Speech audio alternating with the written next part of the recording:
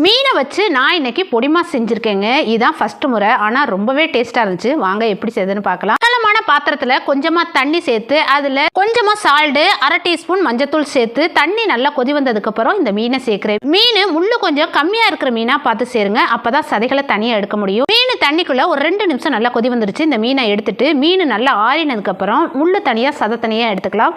சதைகளை தனியாக எடுத்தாச்சு பாருங்க. முள்ளு இல்லாமல் இந்த மாதிரி எடுத்து மீனை ரெடி பண்ணிட்டேன். இப்போ செய்ய ஆரம்பிக்கலாம். அகலமான பாத்திரத்தில் கொஞ்சமாக ஆயில் சேர்த்து 1/4 டீஸ்பூன் சோம்பு, ஒரு 2 பீஸ் பூண்டு பல்லு, ஒரு சின்ன பீஸ் இஞ்சி துண்டு இது எல்லாத்தையும் இடித்து ஃபஸ்ட்டு எண்ணெயில் நல்லா ஃப்ரை பண்ணதுக்கப்புறம் வரமிளகாய், கருவேப்பிலை நல்லா வெடிச்சு வந்ததுக்கப்புறம் 2 பெரிய வெங்காயத்தை குட்டியாக சாப் பண்ணி அதில் சேர்த்து வெங்காயம் நல்லா வதங்கினதுக்கப்புறம் ஒரு தக்காளியை சேர்த்து நல்லா வதக்கிக்கலாம். கொஞ்சம் உப்பு சேர்த்து அதிகமான டேஸ்ட்டுக்காக ஒரு முட்டையை உடச்சி நல்லா கிண்டிக்கலாம். அதுக்கப்புறம் மசாலா 1/4 டீஸ்பூன் மிளகுத்தூள், 1/4 டீஸ்பூன் ஜீரகத்தூள், அடுத்ததாக மீன் மசாலா தூள், மீன் மசாலா இல்லைனாக்கா தனியாத்தூள் சேர்த்துக்கோங்க. 1/4 டீஸ்பூன் மஞ்சத்தூள், உங்கள் காரத்துக்கு தகுந்த மாதிரி மிளகாய்த்தூள். இது எல்லாமே எண்ணெயில் நல்லா வதக்கினதுக்கப்புறம் இது மேலே உதுத்து வச்ச மீன் அதில் சேர்த்து கொஞ்சம் மல்லி இலைகள் சேர்த்து நல்லா வதக்குனீங்கன்னா சூப்பரான பொடி